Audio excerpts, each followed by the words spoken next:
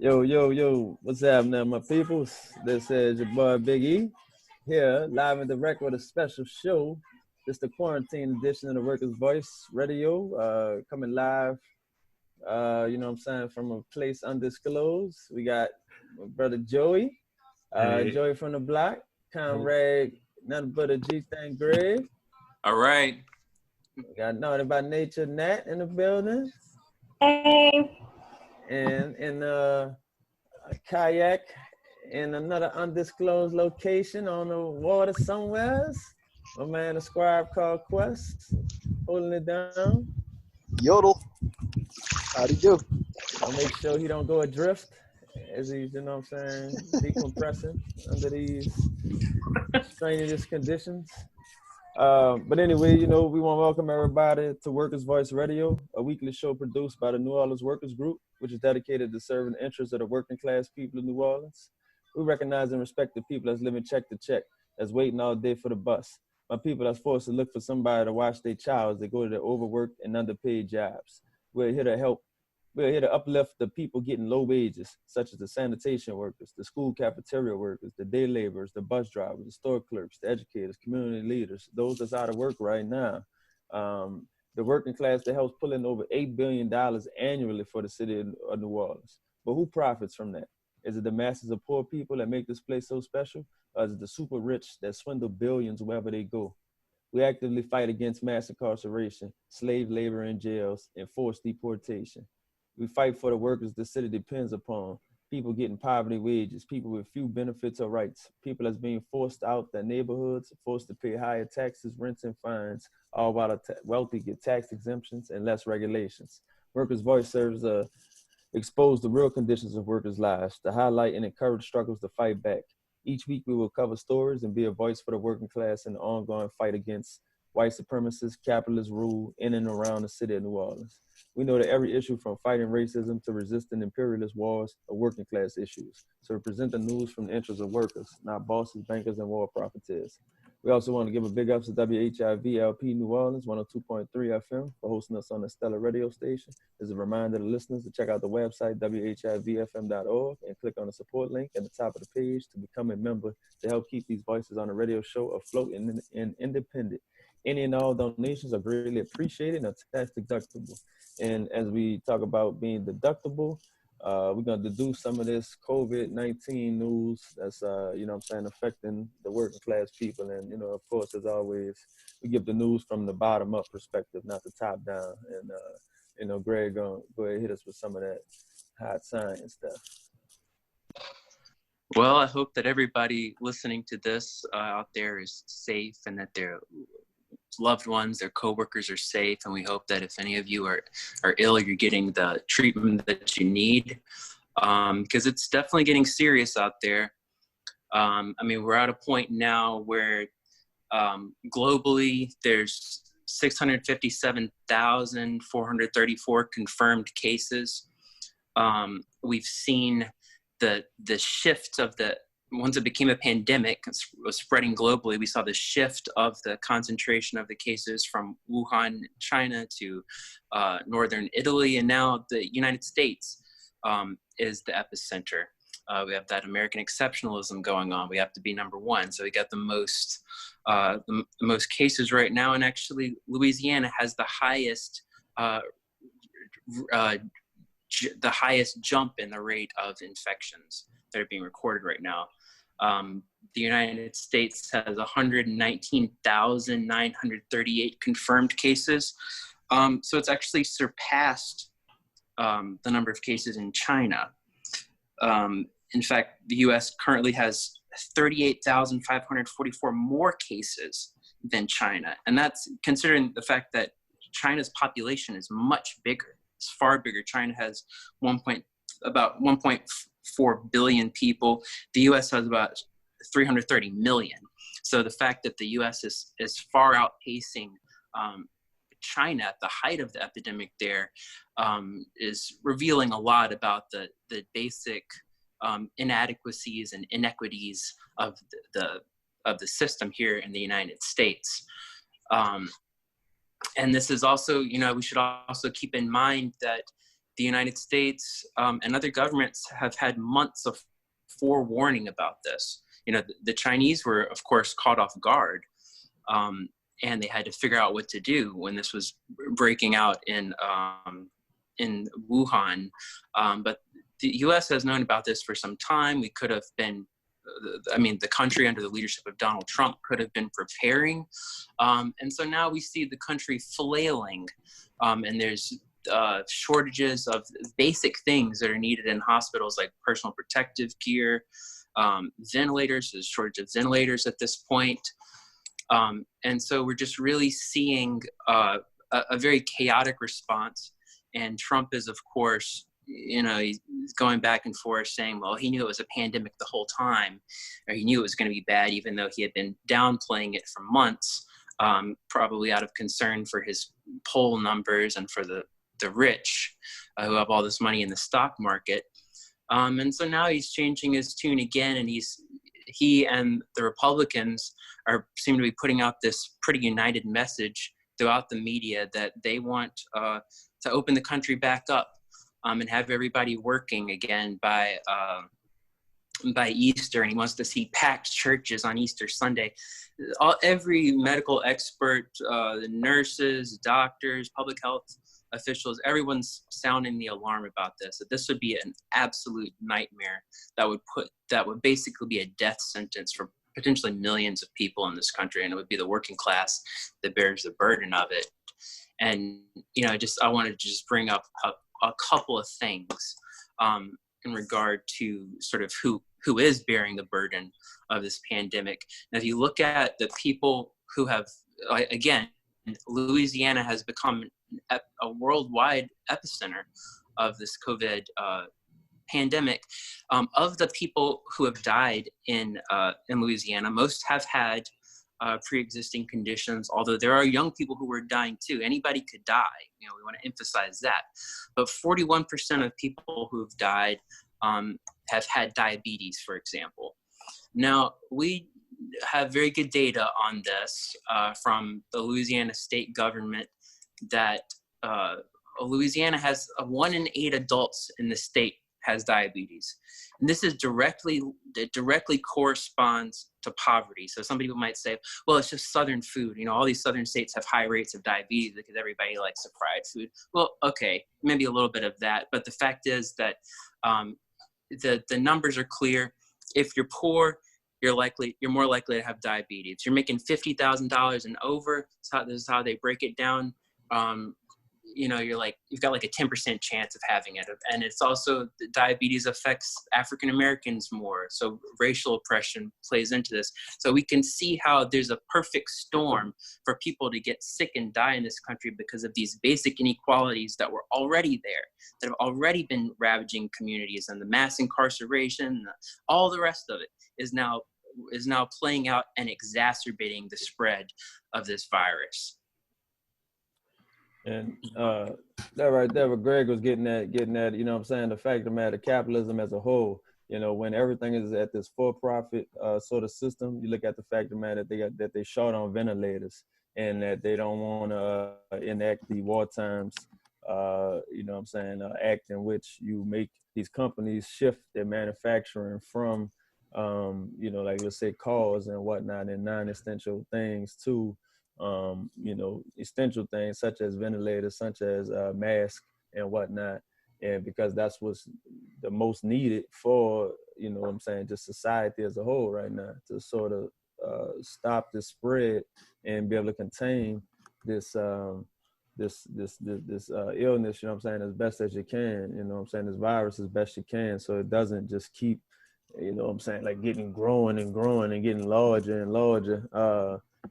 Because, for example, the fact of the matter that they had a test that was good enough for the rest of the world that was developed in Germany, but as it got to these shores, the administration here, Trump administration, stopped it and said, no, that test that's not good enough. We're gonna make our own test, because they wanted their partners, some other, capitalist organization, to be able to get paid and to get the profit that was gonna come from the need of this, nationwide testing like this.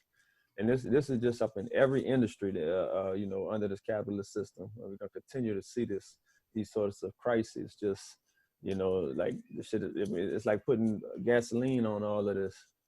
Yeah, I mean, this is something that is critical. This issue of the tests, which all of the proponents of free market capitalism say, competition delivers us, the best solutions. This was obviously purposefully an attempt to basically deliver super profits, to a private company, private pharmaceutical company. As it turned out, the Trump administration actually made an overture to the German pharmaceutical company that had developed these tests, and that were, had well tested in China and in South Korea, and actually had offered them something like $1 billion for exclusive property rights to the test. In other words, so that again they could redirect the profits from this to a handful of shareholders. So it's really a case where a decision that's made on the behalf of a few people who sit in a few boardrooms has resulted in thousands of preventable deaths throughout the United States, where again the epicenter of this pandemic is now located. In New Orleans, as it's turned finally, we're getting some attention in the bourgeois press, and there's a lot of talk about, well, Mardi Gras did this, solely, right? Well, it's not exactly just that. I mean, we know that New Orleans, the hospitality industry, brings in something like $8 billion of profit to tourism corporations and hotel companies and restaurant groups, every single year. Of those workers, 100,000 likely have no sick pay whatsoever, right? And so it's not merely that there was this, these throngs of people who descended upon New Orleans and transmitted this virus, but that, from Mardi Gras all the way up until about a week and a half ago, and still now, many of these workers are showing up to work at Starbucks, or showing up to. I passed earlier today Baskin Robbins that was open, right? Because the company demands that they get that profits keep coming in, and this is what Trump is after when he says that we expect workers to show up to work by Easter. What he's effectively asking is that we sacrifice ourselves to the at the altar of capital, that we actually I mean, there's no way to contain this pandemic. There's no way to contain this disease. And as Gregory pointed out, every person on any kind of scientific body whatsoever has agreed that there's no way that we can contain it, and by going back to work at so early a date. So what he's effectively asking is for us to just sacrifice, to sacrifice those among us who may be vulnerable to the disease, so that they can continue to yield profits for the capitalist class.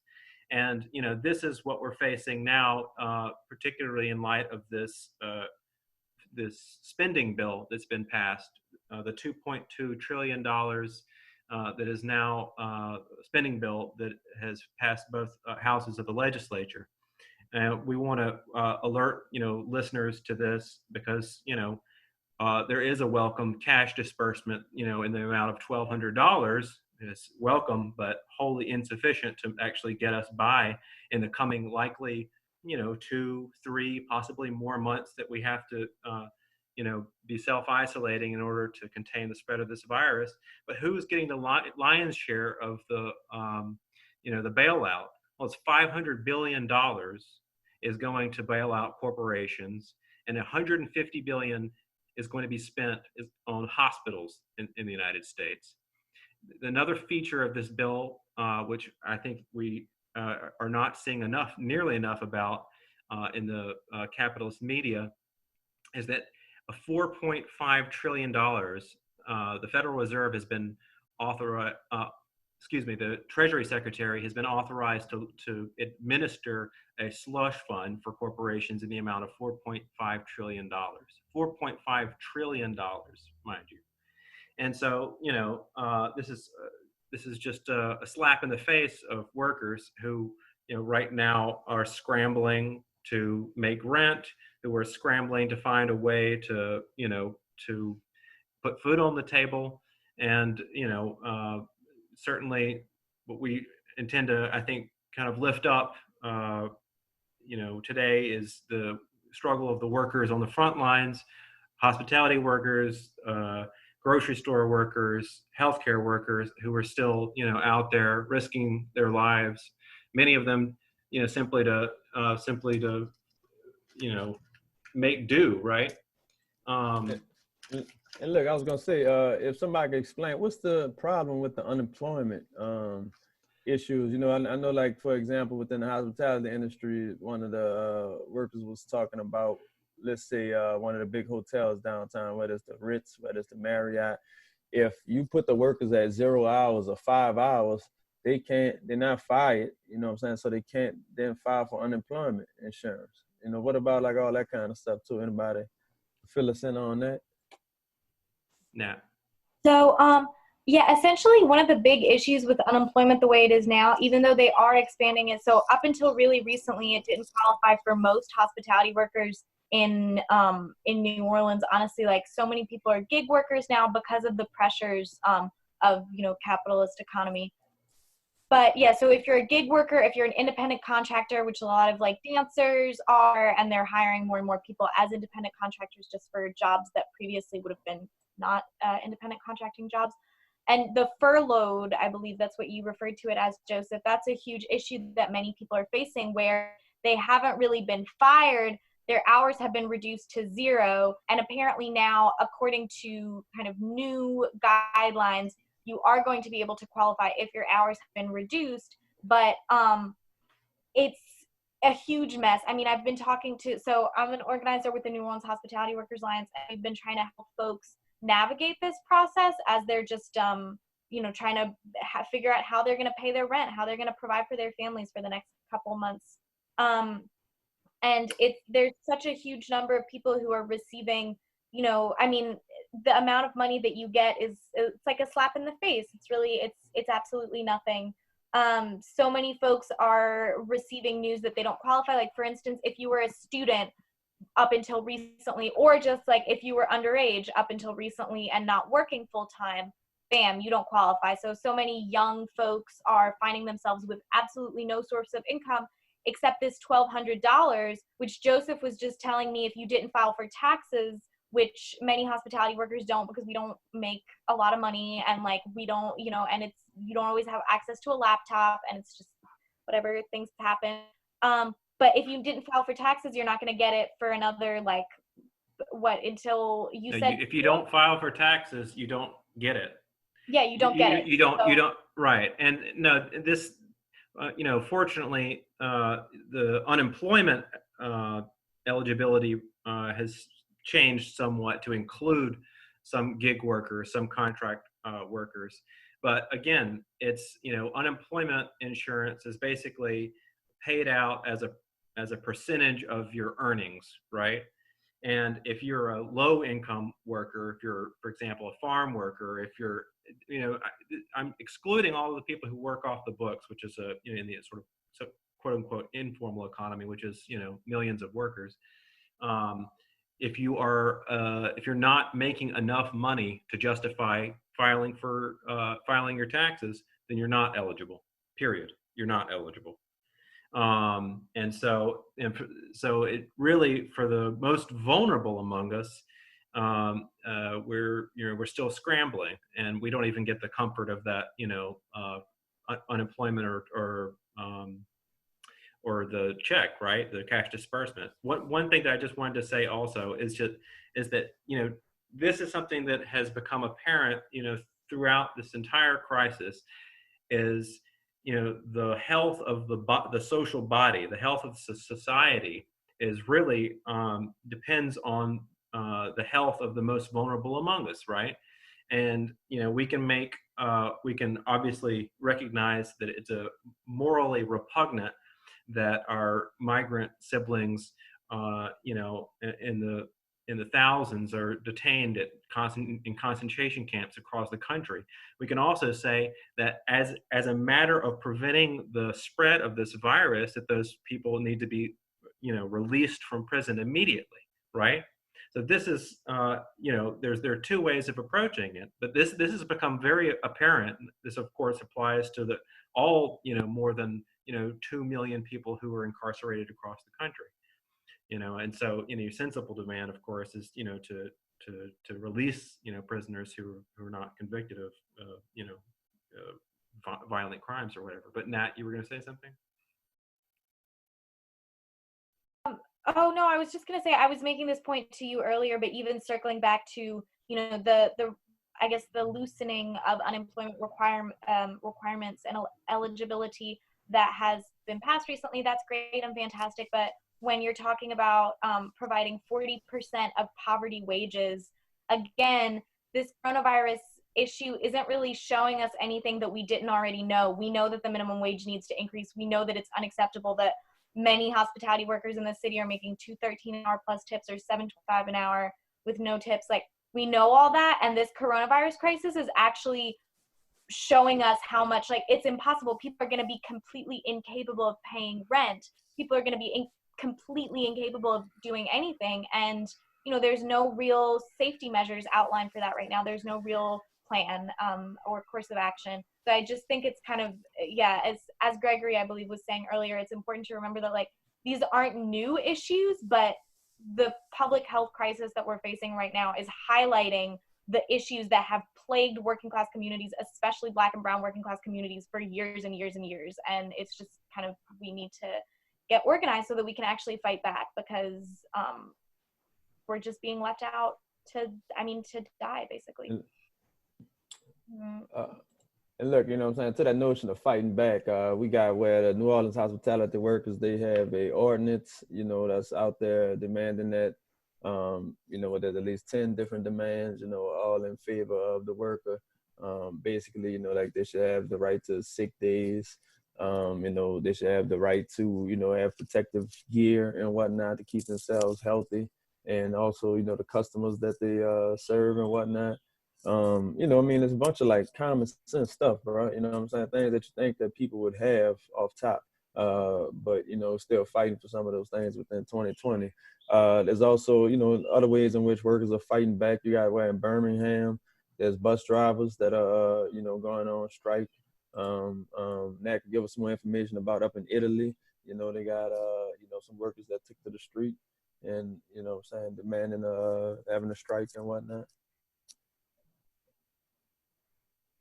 So all around the world, really, there's been a huge amount of workers getting organized in response to this public health crisis. So in France, I saw that recently, in spite of Emmanuel Macron's government has been really sort of forcing essential workers, which includes everyone who's low wage, basically, to continue going into work, but also providing a huge amount of police repression against folks just, like, walking around, and really not, like, there's so many contradictions in the way that they're handling this crisis, because they're still sort of trying to, fulfill the profit motive and, meet the profit needs of these huge corporations. But so I saw that the one of the unions in France that represents a lot of public workers, and so folks who are, for instance, like folks who are taking care of the city sanitation workers, all that stuff, they have called for a strike recently because they're not being provided with any protective gear at the moment. And so the strike hasn't, like, taken place yet, but basically they've declared that they recommend that anyone who is a public worker in the city of Paris especially go on strike, because the government is completely ignoring them and not providing them with masks, even though they're continuing to produce a lot of, like, tear gas and repression weapons, basically, that are going to be used by the cops. And then additionally, in Italy, there was, so the entire country is on lockdown, but many non-essential sectors are still going to work. And so on March 25th, a few days ago, there was a general strike that was called to protest the fact that the government is really trying to maintain business as usual and maintain those profits And all around the country in the United States, we've seen especially hospitality workers fighting back and really trying to organize. So notably, Starbucks workers, Starbucks baristas have been, for the first time, Starbucks is notably like really, really hard to organize because of just the company policies and the way that they handle organizing. And for the first time in like a couple years, there's actually a pretty significant movement of baristas trying to demand that Starbucks pay folks back pay for the days that they had to come in after a state of emergency was declared. So for instance, I mean, I can speak for myself, I don't care, but I work at Starbucks. I was forced to go in after there were already over like 200 cases of coronavirus in Louisiana, and now I'm sick and, you know, like, I don't know. And so they're trying to demand back pay for the days where you went in after coronavirus was already an issue. They're also trying to demand that all the Starbucks drive-thrus that are still currently open. So in New Orleans, we got one on Claiborne and one on the West Bank. Those are still, like, they're still forcing baristas to go in, touch hundreds of bills every day, which shows that they don't care at all about their workers. Starbucks doesn't care about protecting us. They care about protecting their customers and making sure that they avoid lawsuits. But they don't care about their workers who are having to touch hundreds of bills every day at the drive-thrus. So yeah, there's been a huge amount of just like throughout the board workers trying to get organized, and notably in Portland, one of the oldest donut shops in Portland, has unionized for the first time, Voodoo Donuts. So just kind of a shout out to those folks really engaging in the struggle and reminding us all that as workers, our lives are worth so much more than any profit and any like bill in the pocket of some rich boss. I wanted to add one thing. Well, I did want to give a shout out to the workers in Georgia at the Purdue chicken processing plant that walked off the job because of the unsafe conditions they were experiencing. So it, you know, shows that workers in the South are not subservient. We just get, you know, learning how to fight back. Okay. But, you know, I think one of the things that Trump is trying to do by, you know, talking about he wants to get the economy back going, he's trying to appeal to workers who are legitimately concerned that they're not going to be able to pay their bills, they're not going to be able to make rent and so on. And they're really terrified. You know, people are just as much as people are terrified about the virus and getting sick, they're terrified about the economic impacts. Well, but again, as we said, what Trump is proposing would be murderous, but it only makes a certain amount of sense to people because there is no real alternative that's being posed, which would be a people's bailout, which is what we need. And that's what we've been driving in this whole discussion. But I just want to sort of, you know, I hope that some of our listeners out there, you know, we've got to inoculate ourselves against the kind of lies and tricks that Trump is trying. He's going to make it sound like he's trying to help the workers by getting people back to work. But that's absolutely not the case. It's not the case.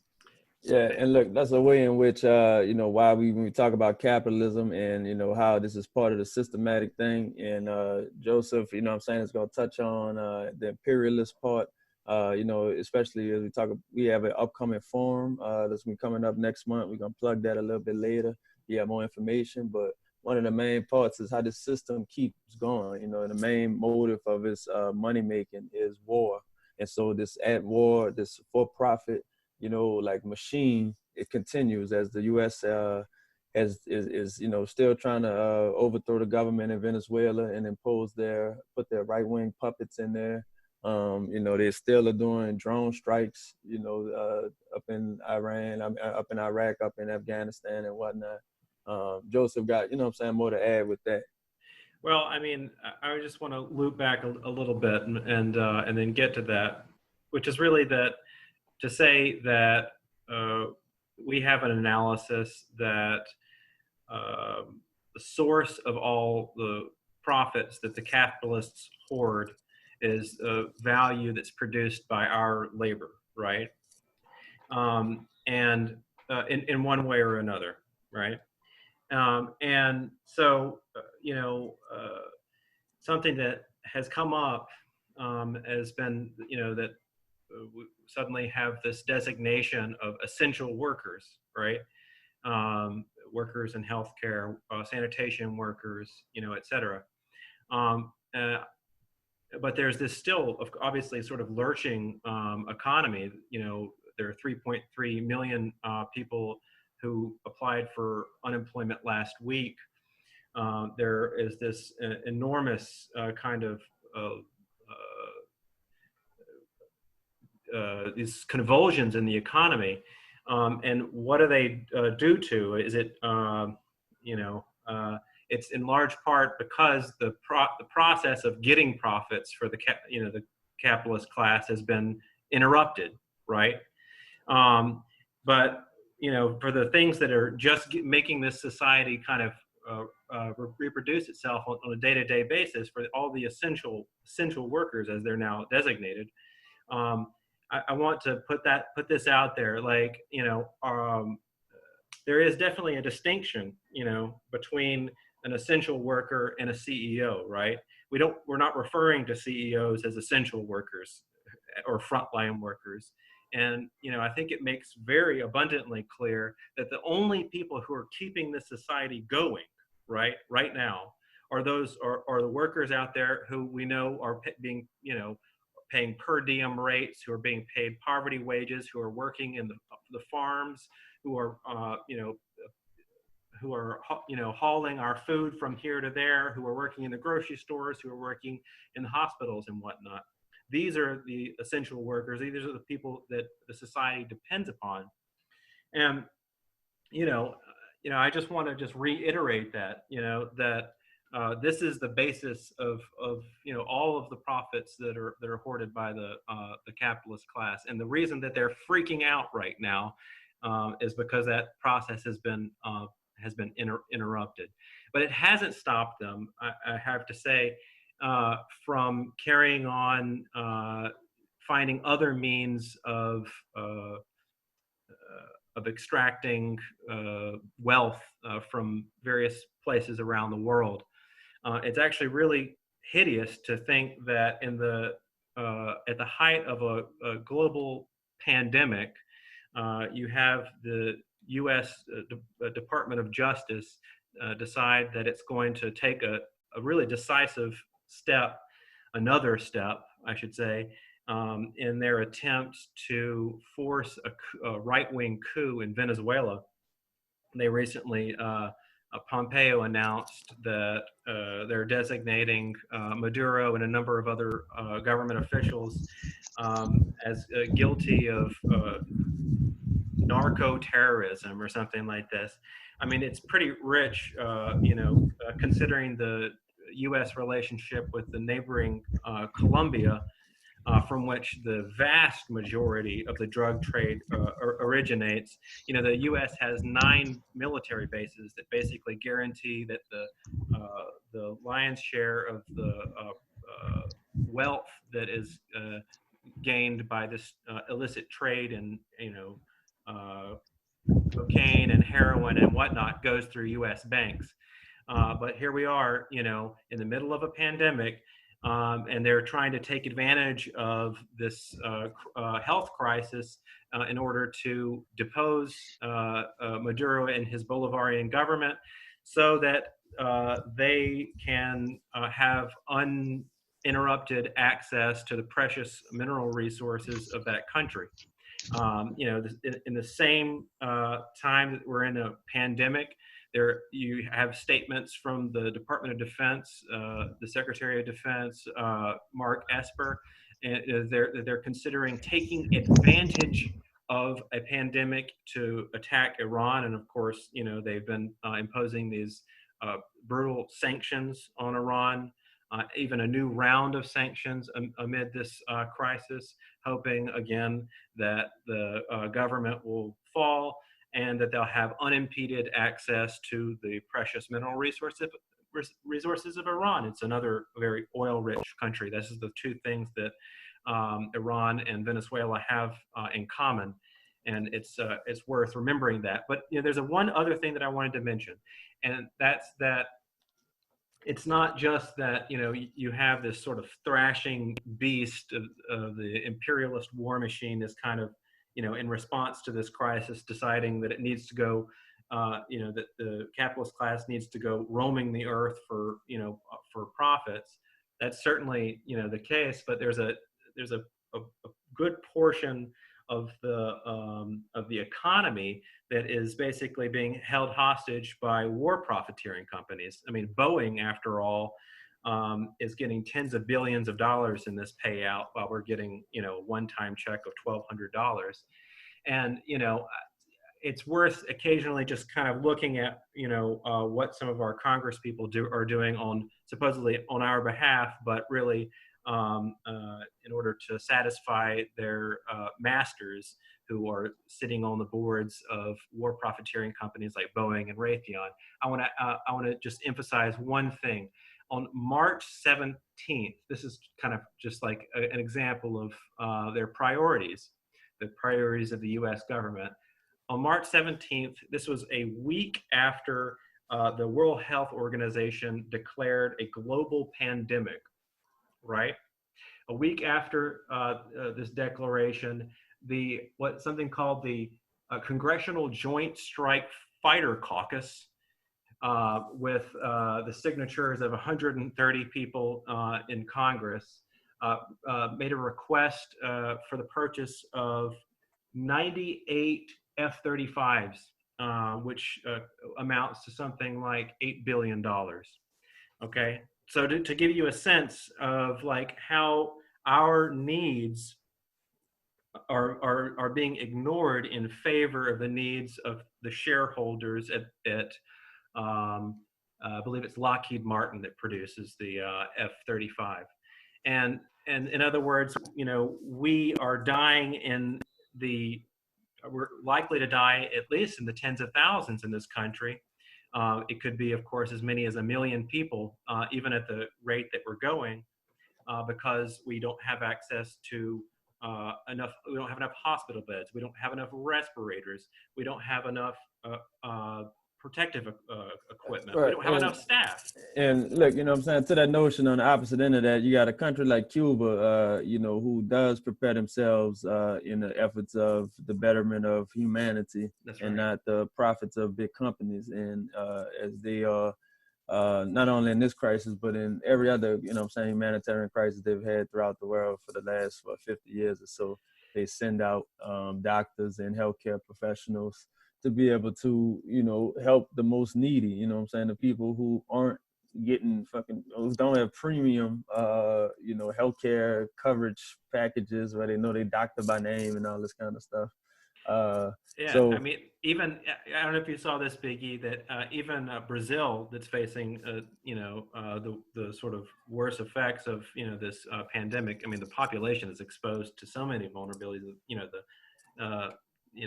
Hundreds of thousands of people who live in favelas in Sao Paulo and all this. It's really, truly horrible. And they have this, fascist in chief, Bolsonaro, who's actually, admitted that he might need those Cuban doctors that he kicked out of the country previously. But, in the United States, they've actually denied the offer by the Cuban government of antiviral medication that the World Health Organization recognized as effective. This is called interferon alpha 2B or something like this. Right.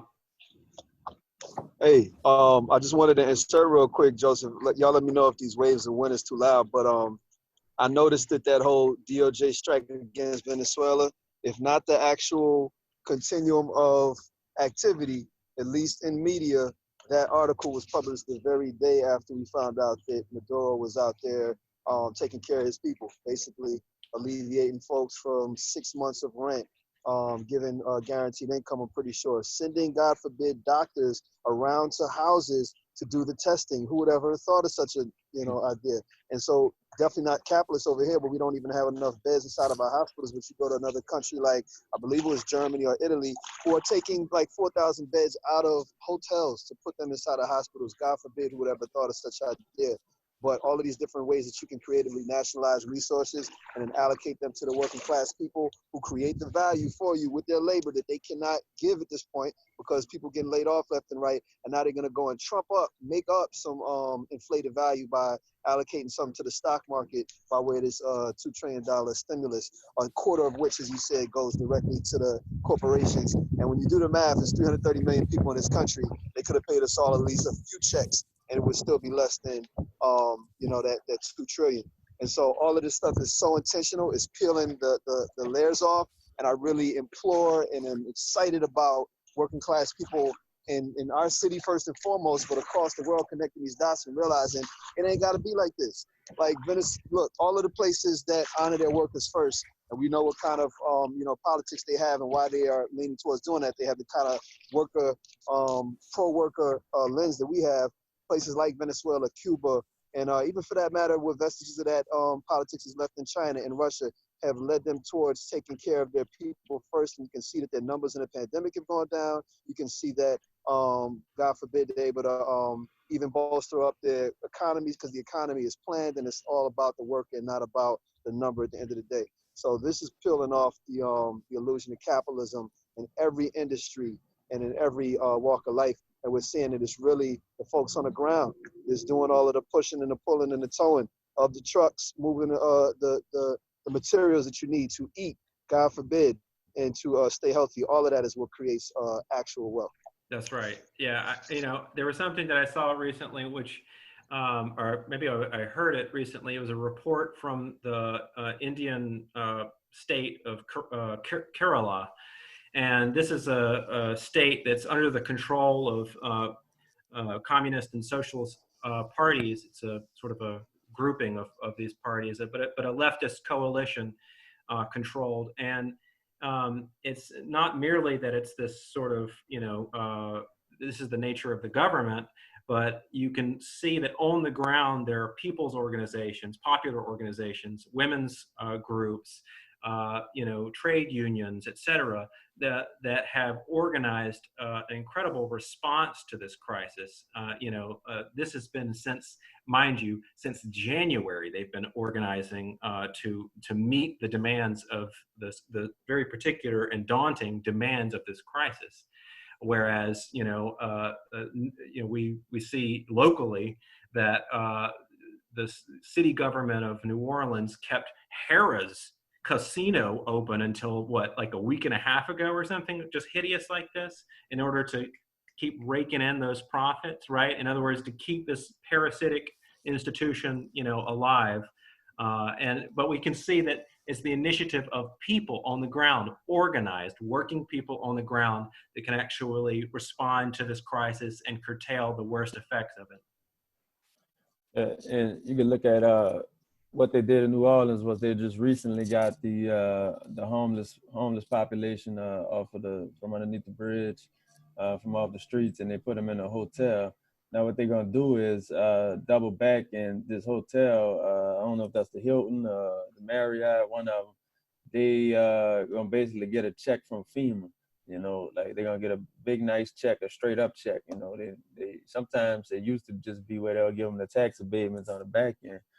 But in this instance here, because it's a national emergency, they could give them the front end and just write the check, without tax dollars. For, just like as Quess was saying, as Nath was saying, like, Joey, all these things is to where, because the people on the ground are so mostly affected, they're able to provide, the capitalist class is forced to concede these things right now when we know when these sorts of things should be readily available, just on the regular, even, without this sort of crisis, it should be where hospitals and doctors and healthcare is readily available to people, housing, readily available, guaranteed income and whatnot, readily available to folks, within the richest nation in the world, that is easily, attainable. It's just capitalism destroys that notion. Yeah, I've seen some people online talking about this as an involuntary general strike. It's a kind of a weird formulation, but it does show, and I think that workers out there really need to take account of this, that we have the collective power to really you know, to take the reins. You know, I mean, we certainly can. It is because we're not working that the economy is screeching to a halt. It's not because the CEOs decided to go on a strike or anything like this. It's because, you know, we're not out there working right now.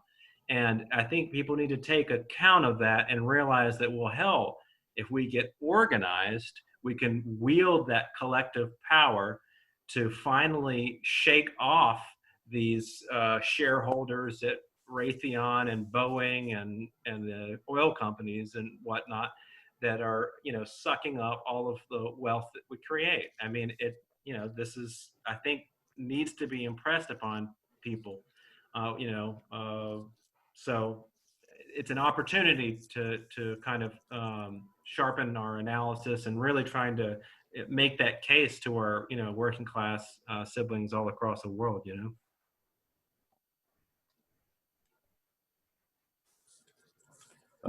And like what just something that we want to touch on too is there have been some rent strikes, you know, that's been taking place. You know, to speak about the homeless population up and down, I think that was in San Francisco, either Oakland, in the Bay Area. They were, you know, they just went in and occupied some homes. There's been rent strikes in Cali, as well as in other parts of the country.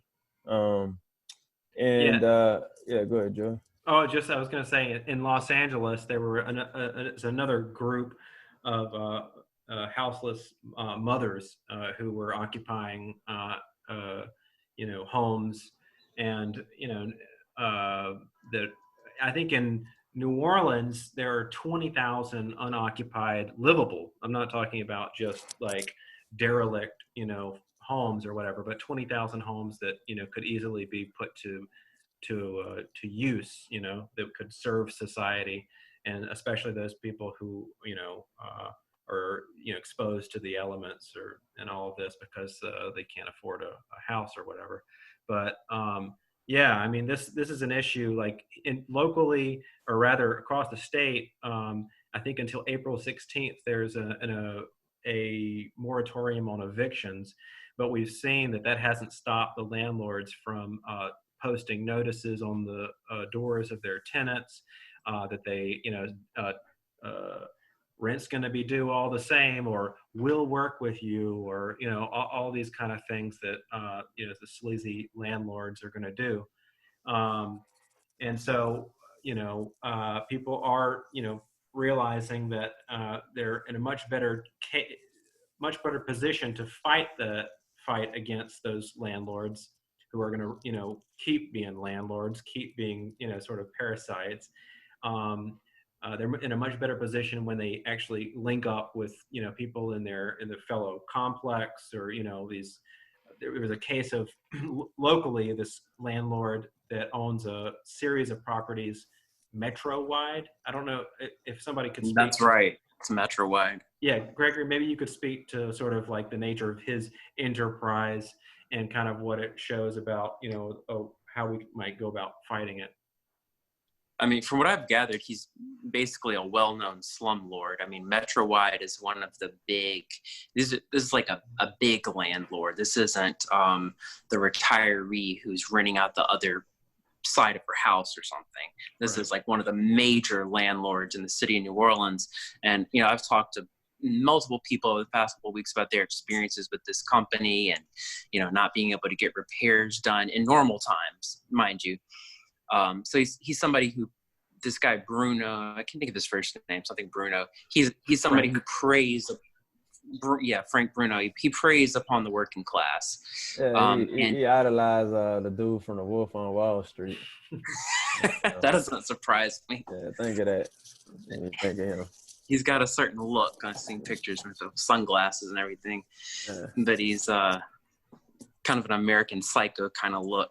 Right. And he said, but in the midst of this pandemic, they Metro-wide put these notices on people's doors saying, rent's still going to due and you're still going to be evicted. Now, this was after Cantrell actually announced that there was a moratorium. So he was going against the city government. And then a lot of people kind of, raised hell about it online. We're in social quarantine, but people were calling up the city, and the New Orleans People's Assembly was agitating around it. There was an online campaign, and some of the lawyers called the city too to say, like, get him in line, and apparently he's relented. And you gotta understand, even when they say, a moratorium on evictions, that don't mean that you don't have to pay the rent. You know what I'm saying? That just means by Right. the end of April, you ain't got to right. pay it. But come May, come June, you still gonna have to pay it. And also some other real slick language these people use is it's a case of where you can still be evicted. They just might not have police enforcement of it. You know what I'm saying? So like these mothers real slick, dog. So we gotta pay attention to it. I didn't mean to cut you off, so great. No, you're right. I mean, in this case, we know that we can't trust the city, even if the city does something that's ostensibly good, like puts a moratorium on evictions. But we can't trust them to enforce it. The people have to make sure these things are enforced and keep an eye on these parasites. Speaking of parasites, can we talk about one thing that I'm pretty sure they are enforcing? I've heard 2 accounts that they are still out here, meter maids ticketing folks for being parked in the wrong spot. And clearly, folks ain't got the same places to go to, so your car's gonna be parked in ways that it wasn't necessarily parked before. So not that this city doesn't already do a great job at parasitically bloodletting the working class, 53% impoverished, mostly Black and brown folks in this city through camera tickets and through them pesky meter maids, but they are still doing it in a pandemic. But they can't tend to basic needs like, God forbid, alleviating folks of their rent, which takes us back to the housing piece. It's worth noting that there are programs out there where some of these greedy landlords and property owners can get their own mortgage alleviated for up to a year. You know what I'm saying? And the fact that the first thing they do is punch down and still try to exact rent out of folks just speaks more to the greedy, nasty capitalist heart of the system. But they're still, not only are they still giving people tickets with meter maids, they're also still, all the schools are closed, but the school zones are still in effect, and people still are getting tickets from the school zone. So it has nothing to do with protecting children. And I mean, like, it's ridiculous. Yeah. We want to also let people know that the New Orleans Workers Group is, fighting back in this, and we're going to continue our monthly forums. It's just going to be a different sort of presentation. We're not going to have the in-person meeting this go around. We're going to do it via, I guess, what is this, maybe Skype or Zoom or some sort of video conference. And we'll also eventually have it on YouTube and have it on SoundCloud for people to listen to if they're not able to listen to it live. But this one is going to be entitled COVID-19, Capitalism Kills, Socialism is the Cure. And it's going to be on Sunday, April 5th at 6 p.m. We'll be sure to give you, more details as that date approaches, via our social media platforms and whatnot, on Twitter, on Facebook, on Instagram, so people get more details and how it's going to work and how you can join us and listen in. And also, participate in the conversation, because via this sort of platform, we're still able to have some exchange and some give and take, and, like continuously build amongst ourselves, because none of us are Superman or Superwoman that's going to fix all this at once. We want the collective, to be involved in the struggle here. Any other comrades got anything to, add on before we get on off here? Yeah, I just want to say first to recognize, lift up the struggle of the New Orleans that's being led by the New Orleans Hospitality Workers Alliance, and their tireless work to promote really a workers program, in the midst of this crisis. Again, to sort of go back to this, I mean, this shows us that we need to have been organized yesterday, right? I mean, we are the people that, make society run, the working class. So we ought to get organized, something that Comrade Ashley said on International Working Women's Day, which I think really holds. It's that we're not outnumbered, not by a long shot, but we're currently out organized, and we ought to admit that frankly, and get to it, And so we look to organizations, workers' organizations, trade unions, et cetera, to provide an example. And I would say that the Hospitality Workers Alliance has really distinguished itself in that respect. And so we urge listeners to go check out the New Orleans Hospitality Workers Alliance, their Facebook page, et cetera. And you can see that they've formulated a list of demands that is not exclusive to the needs of hospitality workers. These are demands that the entire working class needs to get behind, because it's only in our solidarity, it's only by actually taking advantage of our number that we can mount a fight back that is finally going to, remove the burden of these capitalists, these parasitic capitalists, and the disasters that they have in store for us one after another, where it's Katrina, coronavirus, global warming, etc. We need to get organized real quick. And so, look to the leadership of groups like the Hospitality Workers Alliance. Right. And again, man, you know what I'm saying? We want to, just remind you that we have a monthly newspaper called Workers' Voice. We're going to have it in a couple of places around the city. You can maybe get hold, but you can also email us at noworkersgroup@gmail.com and be able to get possibly even a digital edition. Also Workers' Voice Radio is every Saturday, 5 to 6 p.m. on 102.3 FM. Or WHIVFM.org, and on SoundCloud under NOLA Workers. You can check out our YouTube page. Just type in New Orleans Workers Group on YouTube. You can also build via social media. We got Facebook, Twitter, Instagram. Just type in New Orleans Workers Group. We also got some auxiliary organizations. Take them down: NOLA, People's Assembly NOLA, New Orleans Hospitality Workers Alliance. And, also to all the working class people out there, the message from Steve Biko, revolutionary fighter. Brother said the most potent weapon in the hands of the oppressor is the minds of the oppressed. So let's get our minds right, and then go out and educate, agitate, and organize to get us all free. And we want to thank the comrades, Scribe called Quess for, chiming in with us. We want to thank Gregory for holding it down for us as usual. All right, good night, New Orleans. Of course, Natalie holding it down. And Joey from the block. And shout out to all other comrades listening abroad and afar.